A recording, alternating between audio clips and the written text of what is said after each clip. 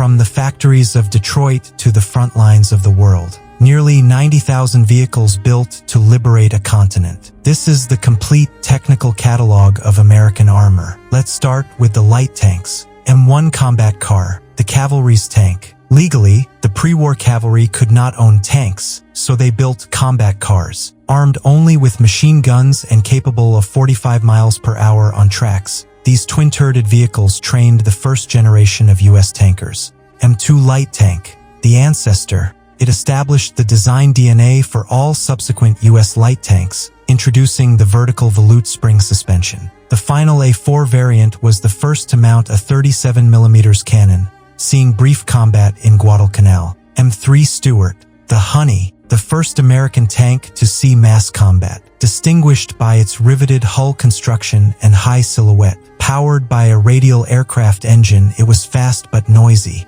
Its 37mm gun was weak against armor, but lethal against infantry in the Pacific. M3A1 Stuart, the upgraded Honey. It replaced the riveted turret with a welded, rounded design and removed the tall commander's cupola to lower the profile. It introduced a gyrostabilizer for the gun, allowing accurate fire while moving. M3A3 Stuart, the slanted hull, a complete redesign of the M3 hull with sloped armor to improve protection. It increased fuel capacity and storage, though it was heavier and slower than the original. M5 Stuart, the V8 Scout. As aircraft production surged, radial engines became scarce. The M5 solved this by using twin Cadillac V8 engines and an automatic transmission. It featured a completely redesigned hull with sloped armor and a larger turret, serving as the standard light tank in Europe. M22 Locust, the airborne tank. Designed with one constraint, it had to fit inside a glider.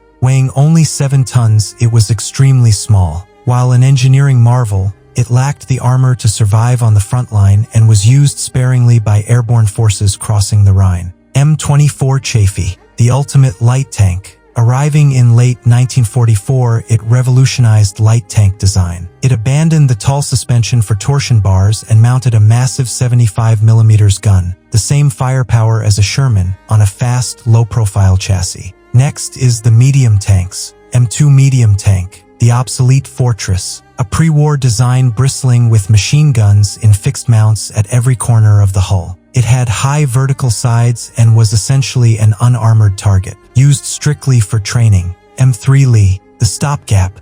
Lacking a turret ring large enough for a 75mm gun, engineers mounted the main gun in a sponson on the side of the hull, with a 37mm gun in a top turret. It was tall, awkward, and had limited firing arcs, but provided vital firepower in North Africa. M3 Grant, the British variant, mechanically identical to the Lee but with a redesigned, lower-profile cast turret. It removed the machine gun cupola and moved the radio equipment into the turret bustle for better crew operation. M4 Sherman, standard, the original, welded hull with a sharp, angular front, powered by a Wright Continental radial aircraft engine. This was the base model that fought from North Africa to the end of the war, armed with the versatile 75mm M3 gun. M4A1 Sherman, the cast hull, the first variant to enter mass production. Instantly recognizable by its rounded, turtle-shell upper hull cast from a single piece of steel. This curved shape deflected shots better than flat plates but was harder to manufacture. M4A2 Sherman,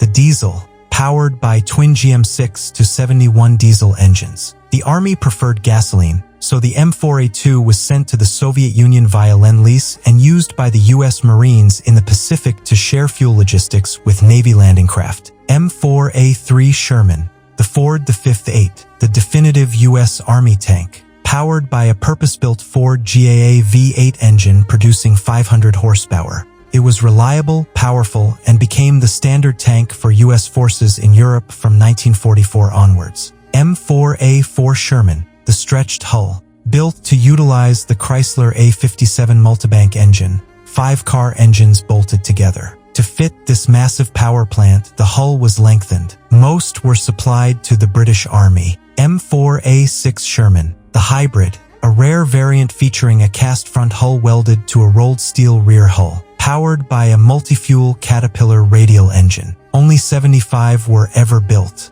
M4A3E2 Jumbo, the assault tank, a field-expedient heavy tank. It added massive layers of extra steel to the front hull and a heavily thickened turret, bringing frontal armor to 100 millimeters, designed to lead columns and draw fire from German 88s. M4A3E8 EZ8, the ultimate Sherman, featured the new horizontal volute spring suspension, HVSS, and wide tracks for a smooth ride. Armed with the high-velocity 76mm gun, it was the peak of medium tank technology in 1945. Sherman Firefly, the tank killer, a British modification of the M4A4, fitting their massive 17-pounder anti-tank gun into the turret. The radio was moved to an armored box on the back of the turret to balance the weight. Sherman 105, the infantry support, an M4 armed not with an anti-tank gun, but with a 105mm howitzer. Operating in assault gun platoons, they blasted bunkers and nests with massive high-explosive shells. M4 Zippo, the flamethrower, used extensively in the Pacific. The main gun was replaced or supplemented by a heavy flamethrower nozzle, capable of shooting napalm 100 yards into caves and fortifications. T-34 Calliope, the rocket launcher, an M4 fitted with a rack of 64.5-inch rocket tubes on the turret. It could unleash a devastating saturation barrage in seconds before the tank moved in to mop up.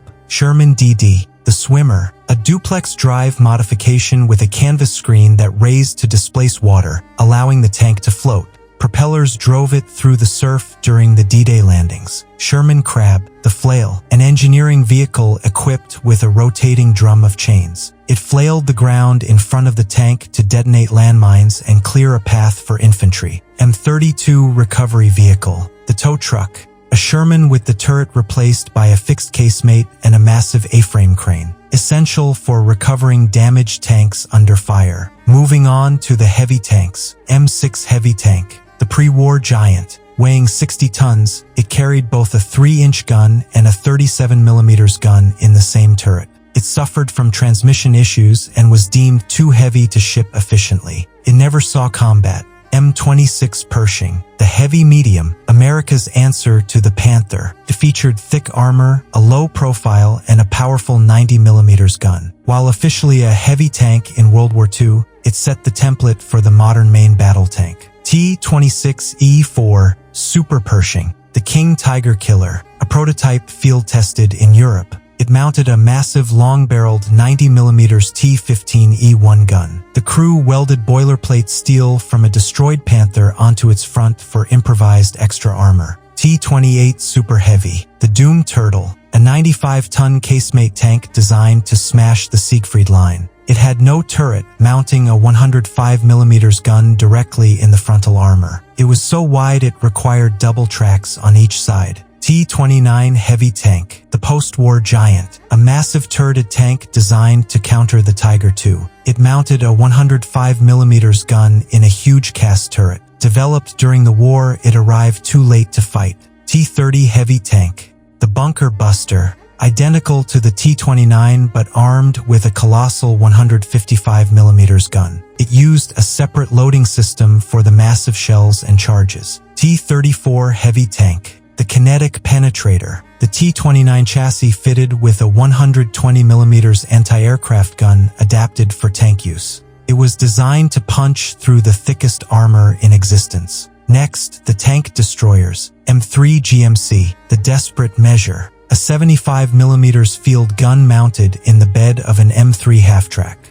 Zero protection for the crew, but it provided mobile anti-tank fire in the early campaigns of North Africa and the Philippines. M6 Fargo, the failure, a 37mm anti-tank gun mounted on a Dodge truck. Unarmored, high-profile, and armed with a gun too small to hurt modern tanks. Most were converted back to cargo trucks. M10 Wolverine, the workhorse, built on a Sherman chassis with lighter armor and an open-top turret, carried a 3-inch gun, vulnerable to artillery, but fast and lethal, serving as the backbone of TD battalions. M18 Hellcat, the speed demon, the fastest tracked vehicle of the war, hitting 55 miles per hour. Purpose-built with paper-thin armor and a 76mm gun. It utilized shoot and scoot tactics to flank heavy German armor. M36 Jackson, the slugger, an M10 hull fitted with a massive turret housing a 90mm gun. It was the only U.S. vehicle capable of destroying a Tiger or Panther from long range frontally. Now, the self-propelled artillery, M7 Priest, the mobile pulpit, a 105mm howitzer on an M3 Lee chassis, named for the ring-like machine gun mount that resembled a pulpit. It provided immediate fire support to armored columns. M8 Scott, the pocket howitzer, a 75mm pack howitzer in an open turret on an M5 Stuart chassis. Fast and light, it provided close-range indirect fire for recon units. M12 GMC, the door knocker, a 155mm long tom gun on an M3 chassis, designed to blast through concrete bunkers. It famously fired point-blank into pillboxes at the Siegfried Line. M40 GMC, the successor, the 155mm gun mounted on the wider, more stable M4A3 Sherman chassis, saw action in the final battle for Cologne. M43 HMC, the Big Brother, similar to the M40 but mounting an enormous 8-inch, 203mm howitzer, the heaviest mobile firepower of the U.S. Army in World War II. Next up, armored cars and half-tracks. M8 Greyhound, the Scout, a fast, six-wheeled armored car with a 37mm gun. Quiet and quick, it ranged miles ahead of the force. Its thin armor made it vulnerable, but speed was its defense. M20 Utility Car, the Command Car, an M8 with the turret removed for an open compartment, used for command, cargo, and transport. T-17E1 Staghound, the Heavy Scout, a robust 4x4 armored car with a 37mm gun. Rejected by the U.S. Army but used extensively by British and Commonwealth forces in Italy. M2/M3 Half-Track, the Battle Taxi, a hybrid with wheels for steering and tracks for traction. It carried mechanized infantry squads through small arms fire. M16 MGMC, the Meat Chopper, an M3 half-track with a Maxim quad mount, 4.50 caliber machine guns. Designed for anti-aircraft use, it was devastating against infantry. M15 CGMC, the Combo, a half-track mounting a 37mm autocannon and 2.50 caliber machine guns for mixed air defense. Finally, the amphibious vehicles. LVT-1 Alligator, the Swamp Crawler, an unarmored tracked cargo carrier designed for rescue, adopted by Marines for the Pacific. LVT-A-1, the Swimming Tank, an LVT with armor plate and an M3 Stuart turret, provided fire support from the water. LVT-4 Water Buffalo, the Ramp Carrier, an improved LVT with a rear ramp, allowing jeeps and artillery to be driven out directly onto the beach. LVT-A-4, the Heavy Fire Support, an LVT hull fitted with the 75mm howitzer turret of an M8 Scott, used to blast Japanese bunkers before the infantry landed. DUKW, the Duck, a six-wheeled amphibious truck, the logistical hero, ferrying supplies from ships directly inland without stopping. M29 Weasel, the Snow Walker, a small tracked carrier designed for snow and deep mud, essential for supplying troops in difficult terrain where wheels failed. From the rivet-hulled Scouts of 1941 to the ballistic-engineered heavy tanks of 1945, they were reliable, reparable, and produced in numbers the world had never seen. This is the technical catalog of the arsenal of democracy.